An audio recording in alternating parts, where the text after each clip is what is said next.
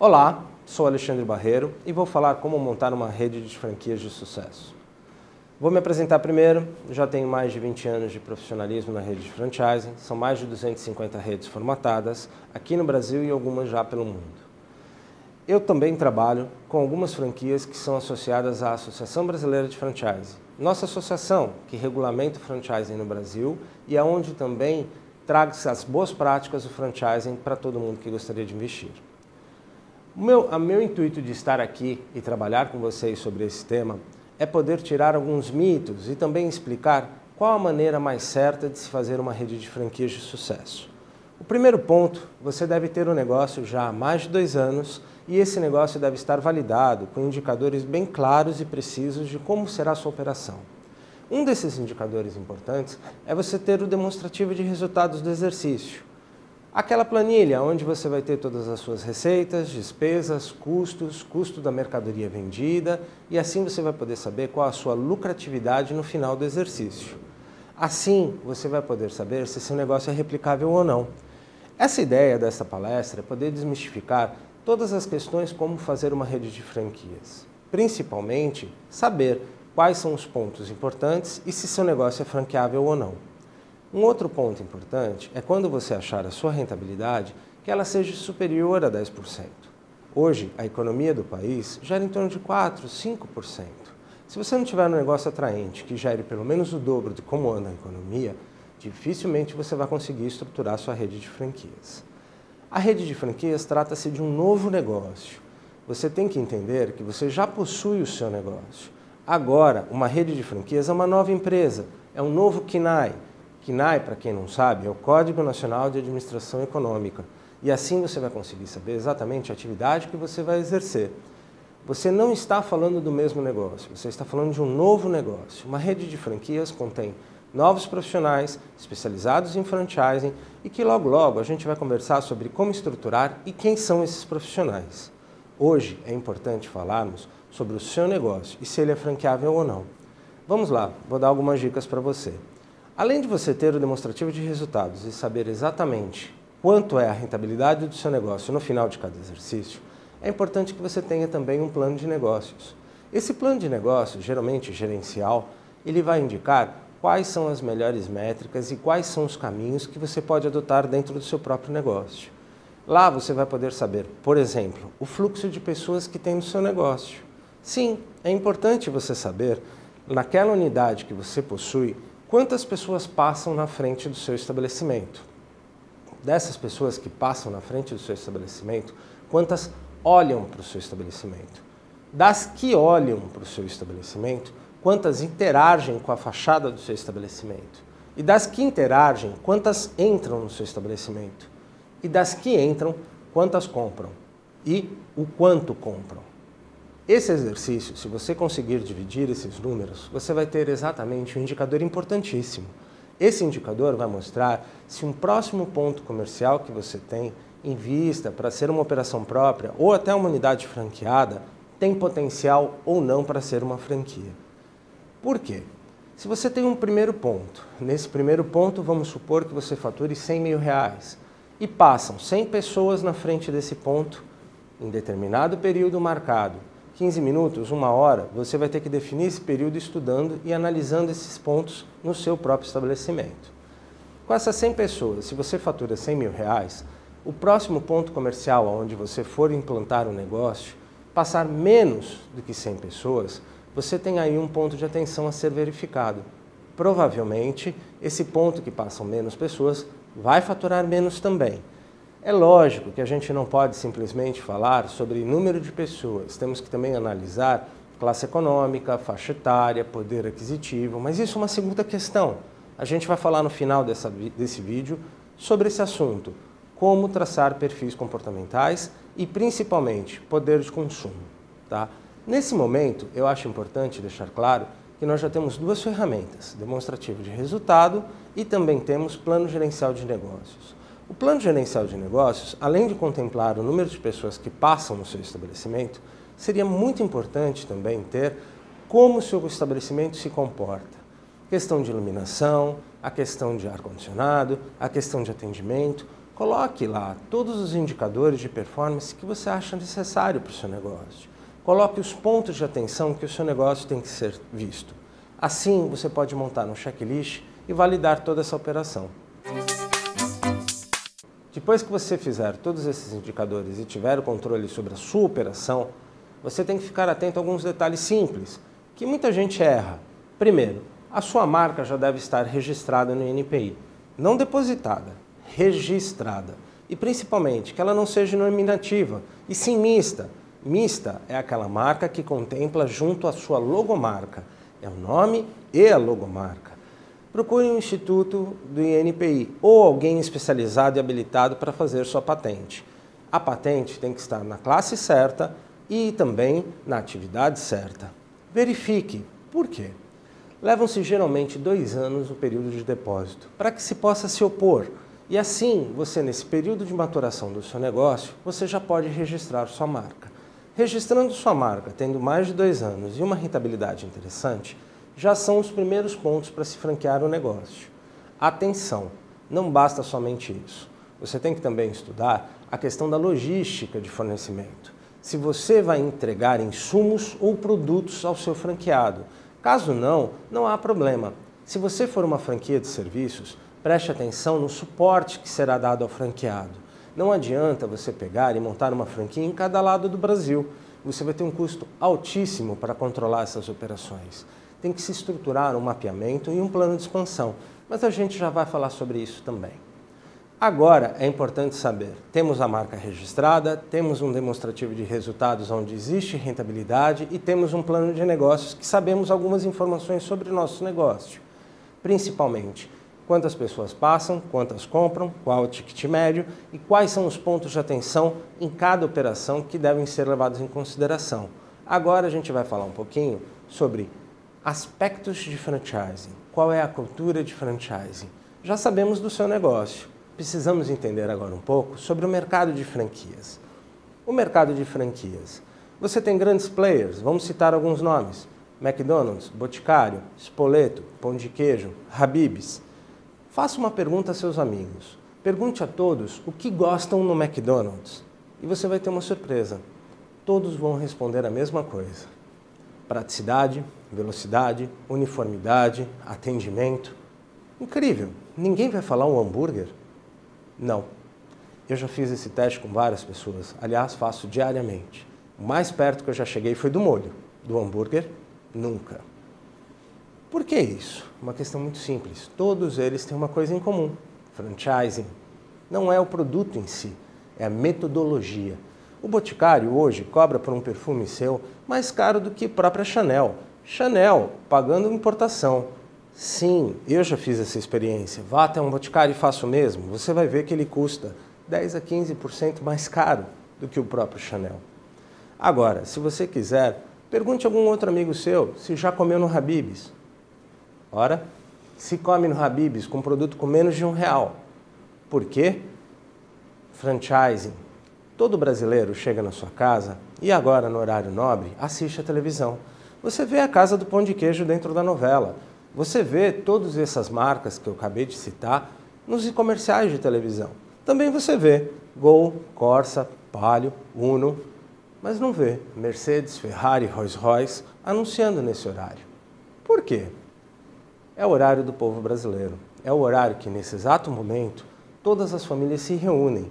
E nessa reunião das famílias, se fica claro, poder de consumo. A gente vai falar sobre isso, traçar perfis comportamentais e poder de consumo. E é nesse nicho que o franchising atua. E ele atua com êxito. As pessoas compram seus produtos. Como eu disse, ninguém gosta do hambúrguer.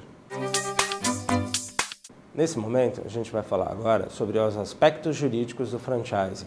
Se você já sabe que seu negócio tem potencial e já sabe que sua marca está registrada e já entendeu um pouco sobre o conceito do franchising, a gente pode começar agora a falar sobre os instrumentos que você vai precisar para se tornar uma rede de franquia. Bom, o primeiro instrumento e o mais importante de todos é a COF, Circular de Oferta de Franquia. A COF, mais conhecida assim, é o instrumento que a lei determina que nós entregamos a todos os candidatos à franquia. E esses candidatos têm, por sua vez, assinarem um termo de confidencialidade, onde não irão vazar as informações contidas nesse instrumento. Além dessa declaração de confidencialidade, ele também vai poder assinar um certificado de recebimento, pois, no artigo 4 de nossa lei, a gente é obrigado a deixar 10 dias corridos o candidato à franquia procurar assistência jurídica e contábil para validar o que tem lá como informação. É importante que todas as informações sejam claras, com uma linguagem bem objetiva. E quais são essas informações? Bom, o primeiro ponto dentro de uma circular de oferta de franquia é contar um pouco da sua história. Como é que você montou o negócio, por que você montou o negócio e como você teve a ideia daquele negócio. Se o seu negócio não é original, mas tem um bom produto, você tem muito potencial. Continue escrevendo a sua história. Sua história é simples. Um dia eu saí de uma empresa, resolvi montar meu próprio negócio, ter independência, ou não. É um negócio que veio de família. Exatamente assim. Conte a história de como seu negócio foi montado. Depois disso, você é obrigado a colocar os 2 últimos balanços de sua empresa anexos a esse instrumento. A circular de oferta de franquia deve deixar bem claro como foi a vida financeira do seu negócio. Assim, os candidatos à franquia poderão analisar se o negócio realmente é rentável ou não. Não se esqueça que esses balanços têm que ter a assinatura do seu contador e também têm que ser assinados por você. Além de tudo isso, você é obrigado a entregar a esses candidatos à franquia uma relação de todos os fornecedores inerentes ao seu negócio. Mas como? Eu estou em outro estado, alguns fornecedores são locais, não há problema. Coloque o seu fornecedor local e coloque entre parênteses ao lado que ele não é obrigatório, que é somente uma fonte de informação e que seu franqueado, candidato a franqueado, pode nesse momento procurar um fornecedor local, que você não se opõe a isso. Mas também coloque quais são os obrigatórios, os quais ele não poderá mudar. A regra é muito clara. Você deverá deixar bem claro nesse instrumento quais são as condições e formas que se devem atuar no franchising com você. Uma outra característica desse documento são a questão da rentabilidade e o que você propõe como participação de lucros para o seu candidato. Simples. O modelo de negócio deixa-se de 15%, 20% de rentabilidade. Quantos por cento desses 15%, 20% você tem interesse? Saiba, faça a conta e cuidado.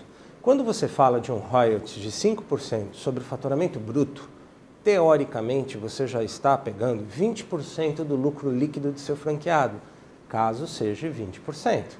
Cuidado com essas questões, analisem esses custos. Lembra no exercício anterior, quando a gente falou sobre demonstrativo de resultados, quando a gente falou em deixar 5% ou 10%? Então, se você fizer 5% do seu faturamento bruto, nesse exato momento, aqueles 10%, zeram e o negócio fica inviável ao seu franqueado. Preste atenção, franquias existem porque são franqueadores saudáveis e franqueados saudáveis. Se uma dessas duas pontas ganhar mais do que a outra, provavelmente não terão êxito. Franqueados felizes, franqueador feliz. Franqueador feliz, franqueados felizes. Equalize essa conta. Deixe que seja um bom negócio ao seu candidato à franquia. Mesmo porque, se não for, ele pode analisar e não comprar sua franquia. Transforme ela de uma maneira mais assertiva de negociação. Assim, tanto um quanto o outro poderão ter êxito. Além disso, como eu disse, você tem que deixar muito claro quais são as taxas que vão ser cobradas. Você também tem que colocar o fundo de propaganda. Sim, franchising é isso, pura propaganda. Como eu disse anteriormente sobre as redes famosas e o que fazem, é isso, pura propaganda. 90% das redes de franquia são propaganda, 10% produto ou serviço. Vamos ver? Quando você cobra um fundo de propaganda, você pega parte do faturamento bruto de uma rede e distribui para a própria rede em marketing. Como assim? Geralmente essas taxas variam de 1, 2, 3, 4% do faturamento bruto da rede inteira. Isso se vai para o departamento de marketing e o departamento de marketing divide isso da melhor maneira possível. Melhor maneira para a marca. Quando a gente fala sobre fundo de propaganda, a gente fala sobre institucional de marca. A gente não está falando sobre marketing local. O marketing local é uma outra questão. vários franqueados de uma mesma região podem fundar um fundo cooperado de marketing e contribuir com parte do seu faturamento para marketing local, veiculação de campanhas, panfletos, comerciais, mas é uma questão local, regional. Aquele primeiro fundo de propaganda é nacional, é institucional de marca. Tá? Também acho importante deixar claro para vocês que querem ser franqueadores 2 pontos de atenção sobre a circular de oferta de franquia. A circular de oferta de franquia deve ser prestada atenção em nunca se negociar nada com menos de 10 dias corridos. Sim, lembre que você entregou a circular de oferta de franquia e deu um recibo para a pessoa dizendo que exatamente ela recebeu naquela data a circular de oferta de franquia? Então, entre esses 10 próximos dias, não aceite nenhuma negociação, não receba nenhum valor, não assine um pré-contrato de franquia. Nesse momento, você deve deixar essa pessoa procurar assistência jurídica e contábil. Após os 10 dias, aí sim, vocês podem se reunir e começar a acertar o andamento de sua franquia. Como isso? Simples. Assim que você entrega a sua circular de oferta de franquia, pegue a sua via e vá até o cartório. Reconheça a firma da sua assinatura. Nesse exato momento, você está dando fé pública para o dia que foi entregue a circular de oferta de franquia. E aí, deixe correr 10 dias no mínimo. Após esses 10 dias, volte a sentar com essa pessoa e dar andamento a isso. Ah, mas tem que ser os 10 dias? Não, no mínimo 10 dias. Posterior a 10 dias, aí sim, caso ela tenha interesse em continuar essa negociação com você, assine o pré-contrato de franquia. E nesse momento, receba a sua taxa de franquia. Esse cheque deve estar nominal à sua empresa franqueadora. Lembra que nós falamos sobre isso? De uma empresa com KNAI específico sobre franquias? Sim, faça esse cheque nominal e também datado exatamente com 10 dias no mínimo da entrega da COF. Assim você vai poder comprovar que não recebeu nenhum valor entre esses 10 dias e não terá problema nenhum com o seu futuro franqueado. A lei é clara, se você conseguir negociar antes de 10 dias e ele comprovar, você no final do contrato deverá indenizar o seu franqueado com tudo que foi investido e também danos morais. Não corra esse risco, espere os 10 dias e faça um bom negócio. Como eu disse, o pré-contrato de franquia, você deve também assinar com seu candidato à franquia. Candidato? Sim, candidato. Mesmo ele lhe pagando a taxa de franquia, ele ainda é um candidato à franquia. Por que um candidato? Simples. Agora vem o segundo ponto e o mais difícil para ele. Primeiro, foi acertar a questão da negociação, entender os valores, os percentuais, as obrigações e o direito. Mas agora, o importante é ele saber aonde vai ser implantada a unidade franqueada. E isso cabe somente a ele dizer. A ele? Sim, você vai passar os indicadores. Ruas de grande fluxo ou ruas secundárias, depende do seu modelo de negócio. Mas lembre-se, você tem aquele plano de negócios. E naquele plano de negócios, deixa claro quantas pessoas devem passar na frente do estabelecimento e qual o perfil dessas pessoas. Esse exato momento, quando ele assina o pré-contrato de franquia, ele ainda é uma pessoa física, ele ainda é um CPF, ele não tem um CNPJ. E você deve prestar atenção nesse momento e orientá-lo. Qual o KNAI exato que ele deve ter para a abertura da sua empresa? Qual o ponto que ele deveria buscar para a abertura da sua empresa? E nesse momento orientá-lo na busca do ponto e seleção também do mesmo. Quando você achar o ponto e fechar o contrato de locação, preste atenção em alguns pontos de atenção. O contrato de locação não deve ser por um prazo menor do que o prazo do contrato de franquia. Se o contrato de locação for menor que o prazo de contrato de franquia, ele vai fazer o investimento e provavelmente o dono do imóvel, no meio do caminho, pode aumentar o seu aluguel. Logo, preste atenção, se o seu contrato é de 3 anos, alugue um ponto por 3 anos. Se seu contrato é de 5 anos, alugue um ponto por 5 anos. Depois que você tiver esse ponto de atenção, olhe também uma segunda questão. O seu franqueado não é eterno. Hoje ele tem interesse na sua franquia. Amanhã ele pode ter um fundo de comércio interessante para ser negociado. Sim, a franquia deu certo. Você mesmo validou esse negócio. E aí ele vai querer sair da operação. O que deve ser feito? É simples. Desde que seja apresentado um novo candidato à franquia idôneo, você deve transferir essa franquia para esse novo candidato. De que maneira? O que eu devo cobrar? Como deve funcionar? Vamos lá, vou te explicar agora nesse bloco. Como nós vimos anteriormente, a questão do contrato de locação, ele é pelo mesmo período de contrato de franquia. Se seu contrato é de 3 anos, a locação é 3 anos. Se seu contrato são 5 anos, é 5 anos. Você deve ter também prestado atenção no contrato de locação na questão de sucessão. Sim, vamos supor que seu franqueado já esteja com 1, 2 anos de operação e tem um fundo de comércio interessante, queira repassar essa unidade franqueada. Sim, ele tem esse direito. Bom, se ele apresentar um candidato à franquia idôneo e você aceitar, não há problema em transferir essa operação. Mas o seu contrato de locação deve ter previsto isso. Quando você assinou o contrato de locação, você assinou ele como pessoa jurídica. Sim, mas o pré-contrato ele não era uma pessoa física. No pré-contrato ele era uma pessoa física, mas é o pré-contrato de franquia. No contrato de locação, ele também faz um pré-contrato e institui uma empresa para trabalhar naquela operação, naquele local. E quando ele institui essa empresa, ele já deixa claro que o contrato de locação vai ser em cima de um CNPJ, da unidade franqueada a ser exercida naquele local. Aquele CNPJ tem o contrato de locação e também tem o contrato de franquia. Entenderam? Simples assim. Se entrega a circular de oferta de franquia. A circular de oferta de franquia, após 10 dias, se faz um pré-contrato de franquias.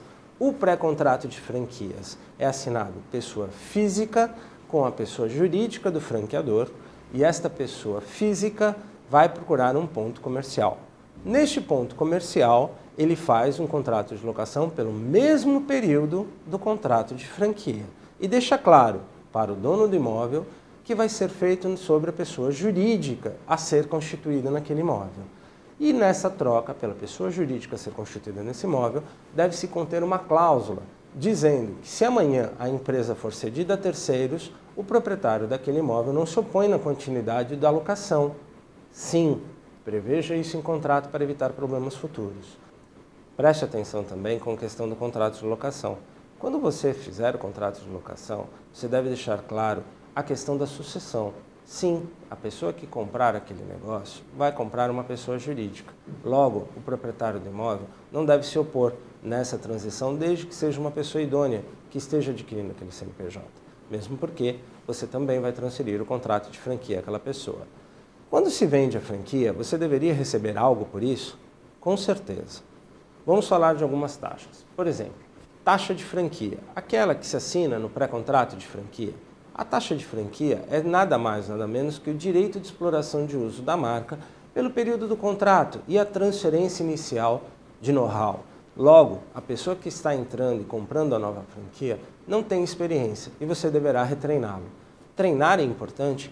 Com certeza. A pessoa que entra na sua operação não conhece sobre franchising e às vezes também não conhece nada sobre o segmento que está operando. É importante que você o treine. Mas isso é uma segunda questão que nós já vamos conversar sobre isso. Nesse momento, nós estamos falando sobre a questão de achar o ponto comercial. Lembra? Vamos continuar por aí. A pessoa achou o ponto comercial e nesse ponto comercial, simplesmente você pode negar que seja operado uma franquia sua. Por que isso? Você tem os seus indicadores, você conhece o modelo de negócio. De repente, um poste, uma árvore, um ponto de ônibus podem atrapalhar a visibilidade desse ponto. Você tem essa experiência, você já fez o seu plano de negócios e sabe os pontos de atenção. Você é responsável em informar aquele candidato à franquia que se opõe na implantação de uma unidade naquele ponto. Eu posso negar o ponto comercial? Deve, caso tenha algum entrave sobre o ponto. Mas também saiba, o seu candidato à franquia é responsável na busca do ponto. É ele que vai procurar o ponto comercial e achar onde seria o melhor local para se implantar uma franquia. E essas informações de como procurar e o que prestar atenção são obrigatórias a você passar para ele. Crie um manual de busca de ponto comercial e coloque nesse manual todas as informações pertinentes sobre como achar o ponto comercial. Como nós vimos, achando o ponto comercial, o contrato de locação deve ser pelo mesmo prazo do contrato de franquia. E também sobre a pessoa jurídica, que amanhã pode ser transferida ou não. Por que o pré-contrato de franquia é sobre um CPF e não sobre um CNPJ? Vou te explicar rapidamente sobre isso. Quando você tem a entrega da circular de oferta de franquia, como eu disse anteriormente, ele é um candidato. Depois você assina o pré-contrato de franquia e tem o pagamento da taxa de franquia. Nesse momento, ele procura o ponto a ser implantado a unidade franqueada, ainda CNPJ. Quando ele achar o ponto e o ponto tiver todas as características negociáveis com o proprietário e também as características para a operação do seu negócio, ele vai instituir a empresa a ser a unidade franqueada naquele ponto e assim obter o seu CNPJ. Na obtenção do CNPJ, é importante que você deixe claro para ele que no contrato social a ser instituído, aquilo conste que aquele CNPJ é para a operação de uma unidade franqueada da sua marca. Como? Exato! Não é para objetivo direto da sua operação. Se você é um prestador de serviços, é um KNAI secundário isso. O primário ele vai operar uma unidade franqueada. Por que isso, Alexandre? Por uma questão simples. Para você amarrar que amanhã ele não vá transferir aquele contrato social para outra pessoa sem a sua anuência. A junta comercial deve ser avisada no corpo do próprio contrato social, que não deve ser alterado sem a anuência da franqueadora, que aquele CNPJ está sendo criado para a operação de uma unidade franqueada. Assim, você poderá ter controle de quem será o novo franqueado. Não deixe entrar qualquer pessoa na sua rede. Monte uma rede coesa, com pessoas com o mesmo perfil comportamental. A gente já vai falar sobre isso logo logo. Importante repassar: circular de oferta de franquia, pré-contrato de franquia com o CPF, contrato de franquia com o ponto exato, e CNPJ já constituindo no próprio contrato social, que é a operação de uma unidade franqueada, e, posteriormente, no KNAI também de operação da sua franquia. Bom, é simples. Até agora a gente falou só de instrumentos jurídicos. Eu vou falar um pouquinho de gestão, mas também vou falar principalmente sobre como gerir essa rede franqueada. Tá ok? A questão da gestão de rede de franquias, a gente já vai falar sobre isso. Mas antes eu quero chamar a sua atenção para falar um pouquinho sobre contratações. Sim, lembra que no início de nossa palestra nós conversamos sobre eu tenho um modelo de negócio que quero franquear e vou montar uma nova empresa que é a franqueadora? Acho que eu deixei bem claro para você que é uma nova empresa, um novo CNPJ. Logo, você vai precisar de uma estrutura física e profissionais para trabalharem no seu franchise. Agora, eu quero mostrar para vocês uma nova maneira de contratar as pessoas. Eu quero que você pense no que eu vou dizer nesse momento. Quando você contratou as pessoas até hoje na sua vida, você contratou essas pessoas por conhecimento. Você pediu os currículos, analisou as referências e acabou contratando essas pessoas pelo conhecimento que elas possuíam.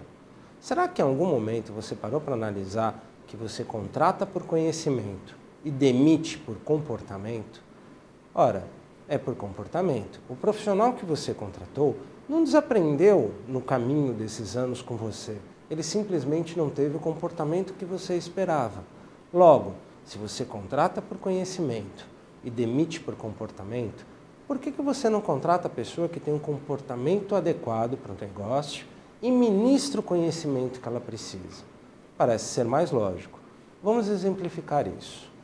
Todo mundo tem um profissional dentro de sua empresa que é aquele profissional que a gente sempre comenta. Ah, se eu tivesse 10 dele, eu iria muito longe. Sim, isso é possível. Como? Ele tem um comportamento adequado para a sua gestão. Sim, para a sua gestão. Não quer dizer que ele é bom o suficiente para trabalhar com outra pessoa. Ele é bom para você. Você gosta da maneira que ele se porta e se compromete com o negócio. Logo, a gente tem algumas ferramentas que conseguem traçar perfil comportamental. Sim, e assim a gente consegue multiplicar esses profissionais na operação. Vou explicar isso para vocês. Você tem o seu perfil comportamental. Logo, quem estiver abaixo de você deve ter um perfil comportamental que se adeque ao seu. Vamos estruturar um organograma, você na presidência. Seus diretores têm que se reportar a você semanalmente, passar indicadores e vocês tomarem decisões. É assim que você começa a estruturar uma rede de franquias.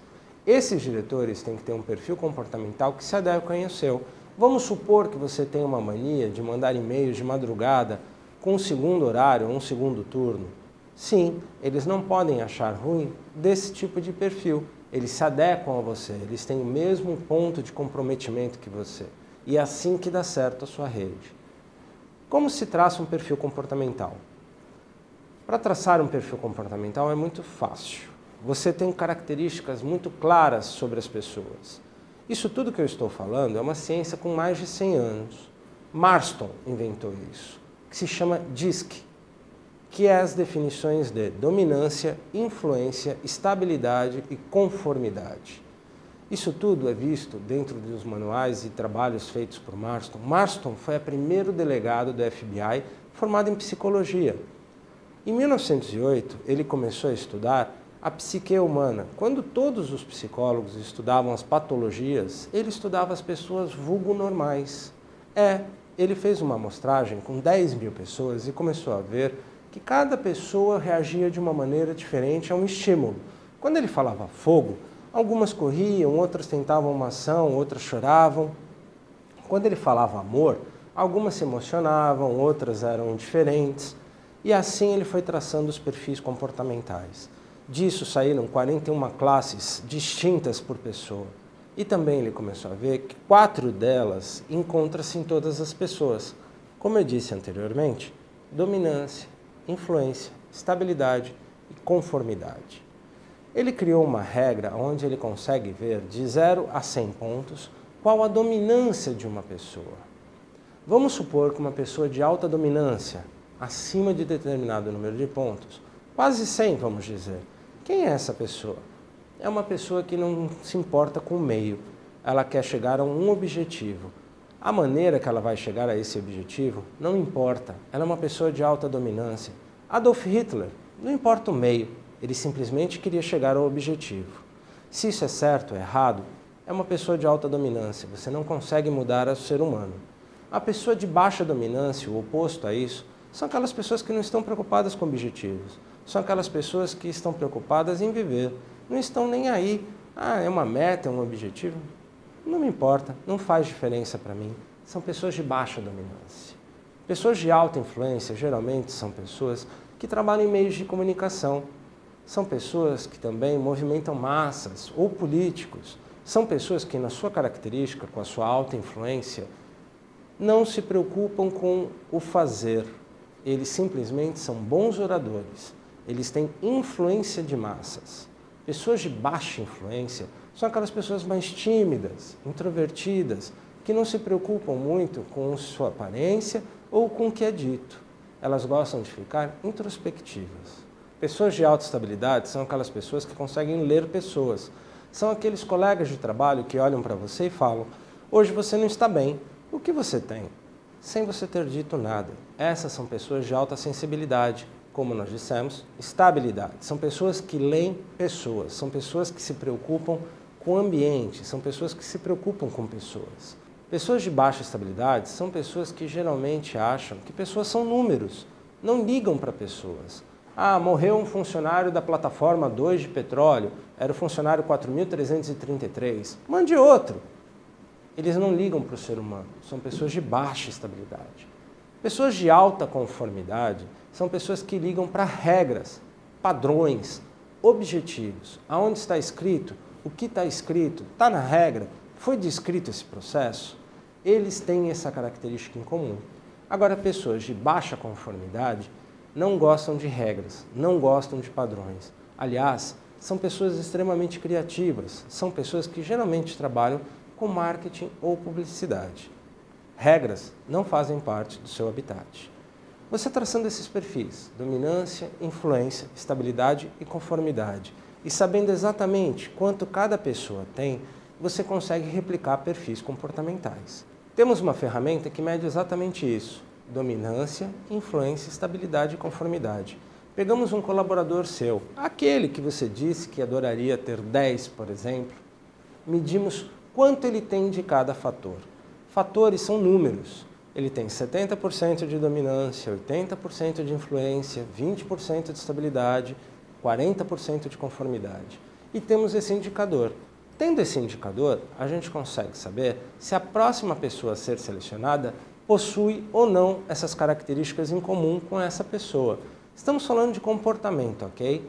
Por falar de comportamento, é muito simples. Você faz um processo seletivo, recebe 300 currículos.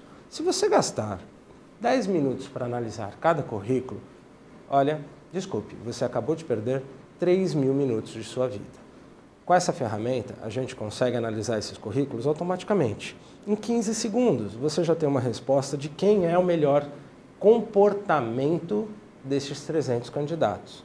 E aí você vai entrevistar exatamente a pessoa que tem um comportamento adequado, na sua opinião, para aquela vaga. Fica muito mais fácil ser assertivo assim. Você vai ter o comportamento adequado para você e para a função que você está procurando a pessoa. Sabendo isso, quando você for montar o organograma da sua franqueadora, você começa com você. Trace seu perfil comportamental. Saiba como você age dentro da sua estrutura. Sim, esses 4 fatores mostram também como você é estruturalmente e mostram como você é mediante o seu trabalho, que é o que a gente chama de perfil adaptado. Você é de uma maneira, mas se demonstra de outra maneira no trabalho. Você dificilmente é exatamente como você é no trabalho. Você sabe que tem algumas características suas que têm que ser atenuadas ou fortalecidas para poder exercer sua função. Com esse perfil comportamental traçado, você vai saber exatamente como você é estruturalmente e também na forma adaptada. E vai conseguir medir quem serão seus subordinados. Sabendo do seu perfil, você começa a traçar de toda a sua equipe, de diretores e gestores. E eles têm que ser sempre simétricos. Uma pessoa que se dá bem com você no nível de diretoria, teoricamente tem que ter um gestor que se dá bem a ele, para se poder ter sinergia nessa equipe.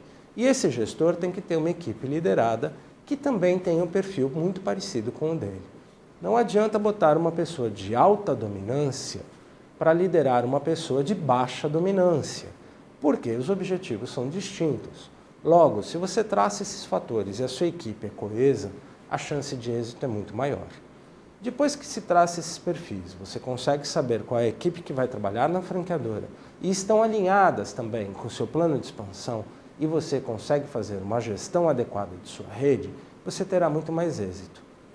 Porém, se você já traçou o perfil da sua equipe de franchising, por que não traçar o perfil da sua equipe do modelo de negócio a ser franqueado? Se você tem aqui nesse modelo de negócio pessoas envolvidas com atendimento ao público ou com processos, deverá traçar esses perfis. Assim, quando um franqueado seu tiver interesse em montar uma unidade franqueada, você já vai entregar para ele qual o perfil adequado de funcionários para operar aquela unidade a ser franqueada. E assim poderá ter mais êxito. É simples, vá a uma grande rede de franquias e veja como seus funcionários trabalham no mesmo padrão, em atendimento, em educação e em atenção aos seus clientes. Você vai ver que eles trabalham com perfis comportamentais, todos iguais, em uma equipe coesa. Agora que você já sabe qual o perfil comportamental de sua operação e qual o perfil comportamental da sua franqueadora, vou lhe fazer uma pergunta. Por que não traçar o perfil comportamental do seu candidato à franquia? São perguntas simples que nós podemos fazer e saber exatamente o que esperar de um candidato à franquia. Você quer que ele opere a sua franquia ou você quer que ele seja somente um investidor da franquia? São questões que devem ser definidas antes de se vender uma franquia. Levante se ele tem que ter uma resiliência alta, ou se ele tem que ter um poder de compreensão bom, ou se ele deve gostar de processos. Todas essas características definem um perfil do seu candidato à franquia. E aí, quando você começar seu plano de expansão, lembre-se que você vai viver com essa pessoa 3, 4, 5 anos de sua vida. Logo, se ele tiver um perfil comportamental que se adeque ao que você procura, vai ser muito mais fácil essa transição. Agora que você já sabe o perfil comportamental da sua equipe e da unidade franqueada, o perfil comportamental da sua equipe a ser franqueadora e o perfil comportamental do seu franqueado, fica muito mais fácil operar essa rede. Vou falar um pouquinho agora sobre a gestão dessa rede. É importante que quando você montar esse organograma e traçar esse perfil, você tenha claramente em sua cabeça que trata-se de um novo negócio. E por ser um novo negócio, um negócio de franquias, você deve ter profissionais exatos para a operação de uma rede franqueada. Quais são esses profissionais? Bom, como tudo, o primeiro ponto é dar suporte, e o suporte vem de um treinamento. Você deve ter uma equipe que vai trabalhar com o treinamento da sua equipe franqueada. Mas para isso, vamos voltar a alguns pontos. Você não tinha aqueles instrumentos jurídicos? Você não começou com a circular de oferta de franquia? Você também não tinha o pré-contrato e o contrato? Quem é que negociou essa franquia? Foi você?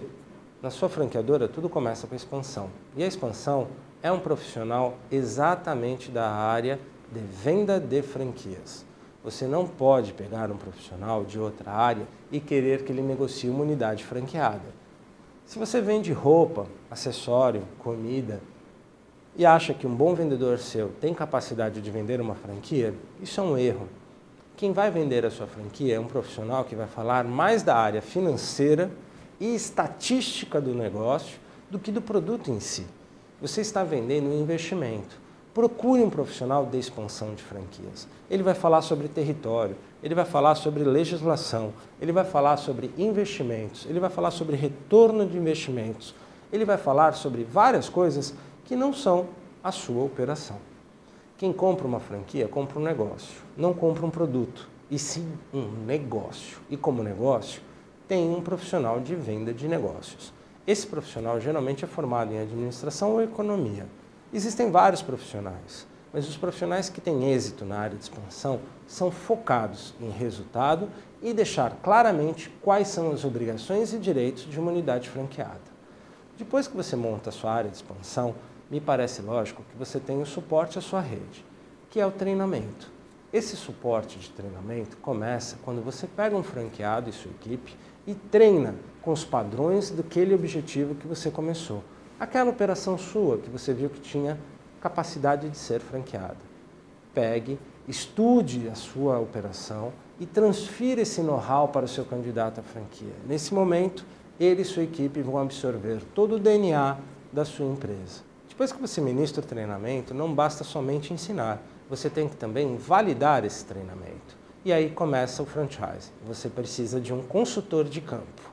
É a pessoa que vai até a operação de franquias. Esse consultor de campo vai validar tudo que foi ministrado no treinamento e se os padrões e indicadores estão sendo exercidos pela unidade franqueada. Você treinou, você explicou quando expandiu e mostrou como que era a rede. Agora é esse profissional que vai orientar as maneiras que devem se operar aquela unidade franqueada. Ele também vai mostrar quais são as características entre uma operação e outra operação. É ele que troca essas informações entre uma rede e a outra rede. Como assim? Simples, vou explicar. O profissional de consultoria de campo visita a unidade número 1. Lá ele conhece boas práticas e também valida todo o treinamento que foi ministrado.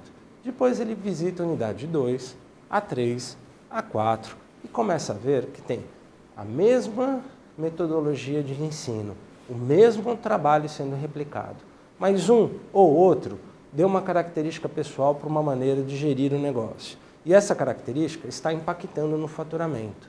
E de uma maneira positiva. E ele começa a replicar esta maneira. É esse profissional, consultor de campo, que muda a maneira com que a rede se comporta. É ele que informa as melhores práticas de mercado. Ensina como poder melhorar o faturamento, ou a gestão de próprios funcionários, ou mesmo o relacionamento com o cliente. Ele que ministra essas melhores práticas e troca essa informação. E é esse profissional também que representa a franqueadora. Ele personifica a franqueadora na frente do franqueado. É ele que recebe toda a demanda do franqueado e também dá retorno ao mesmo. Tá? Depois que nós vimos a expansão, vimos o treinamento e vimos a consultoria de campo, um outro departamento importante é a logística. Se você fornece um produto ou mesmo seja somente um serviço, você deve se preocupar com a logística do seu negócio. Não adianta você estar num ponto do Brasil e colocar uma franquia do outro lado do Brasil. Isso gera custos para aquele consultor de campo visitar essas operações. Preste atenção nessa questão logística. Quando você montar o plano de expansão, verifique exatamente a distância que você pode atender e a eficácia desse tempo que você pode atender. Lembre-se, a unidade franqueada não tem a experiência que você tem e ela precisa de suporte sempre para poder trabalhar em conformidade com a sua rede. Na hora que você prestar atenção nessa questão de suporte, seja de serviços ou produtos, preste muita atenção à distância e o custo que faz o deslocamento para esses pontos. Quando você finaliza tudo isso, você tem algumas ferramentas que deveriam ser implantadas na sua rede de franquias. Lembra que a gente conversou logo no começo sobre meu negócio é franqueável ou não? Lembra que eu te expliquei que você deveria ter um DRE, demonstrativo de resultados do exercício, e um PGN, plano gerencial de negócios? Então, a sua unidade franqueada também precisa dessas ferramentas. Com essas ferramentas, você consegue dizer se aquela unidade franqueada está se comportando com aquela sua franquia que você começou tudo. Sim, se você tem os indicadores daqui do seu negócio logo quando ele foi maturado, você também tem os indicadores da unidade franqueada. E assim você consegue traçar se elas estão em paralelo, andando simetricamente. E se seu negócio realmente tem o perfil que você se propôs a franquear. Com essas ferramentas, você consegue fazer uma gestão tranquila da operação e consegue também orientar o seu franqueado se os custos dele com o pessoal estão muito alto, se o custo da mercadoria vendida não está adequado, ou se sim, se ele está tendo uma performance melhor do que você. Preste atenção a esses detalhes, preste atenção a essas ferramentas. Você deve replicar isso na rede inteira. Uma questão que a gente passou muito por cima e rápido, pois o tempo é curto e eu também não consigo explicar tudo de uma vez em 50 minutos, é a questão do fundo de propaganda.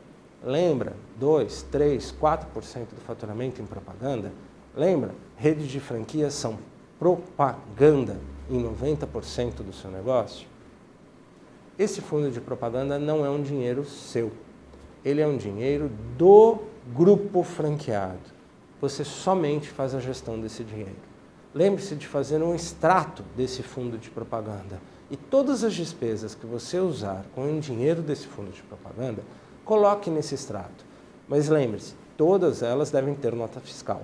É como se fosse um dinheiro de condomínio. Você é obrigado a prestar conta dele. Já falamos da gestão, já falamos de perfil comportamental, já falamos de instrumentos jurídicos, já falamos de modelo de franquia replicado. Agora vem o grande segredo do negócio. Por que várias franquias dão certo e de que maneira elas dão certo? Eu vou falar com vocês sobre georreferenciamento. Eu vou falar sobre uma prática que muitas pessoas não entendem como é montada uma rede e por que as redes crescem e dão certo. Quando a gente conversa sobre escolher um ponto comercial, lembra, eu fui bem superficial sobre essa questão um pouco antes. Agora eu vou te explicar qual é a maneira correta. O franqueado realmente deve procurar o ponto comercial. É o franqueado que deve ter as características daquele ponto. Mas, quando eu comentei anteriormente, quem define se vai ser implantado ou não uma unidade franqueada é você. Existem estudos de georreferenciamento que mostram exatamente qual é o público que anda na determinada região. Como assim? Vamos supor que seu franqueado já saiba qual é o raio de atuação definido no pré-contrato de franquia. Aquele raio de atuação geralmente são bairros onde ele vai poder implantar e procurar o melhor local para essa unidade franqueada ser implantada. Preste atenção, existe uma ferramenta de georreferenciamento que diz exatamente aonde implantar essa unidade franqueada. Como assim? Sim, o seu negócio tem características específicas. Se você tem uma loja, por exemplo, de sapatos, acessórios, bolsas femininas, seu público não é masculino, seu público é feminino. Aí, o seu produto tem um perfil. É para pessoas novas, é para pessoas de idade média ou então é para senhoras. Com essas características definidas sobre qual é o seu potencial de consumo e quem é o seu público, lembra aquela ferramenta de plano gerencial de negócios, onde mostravam quantas pessoas passavam na frente do meu estabelecimento, quantas interagiam com a vitrine, quantas interagiam e entravam, quantas entravam e compravam?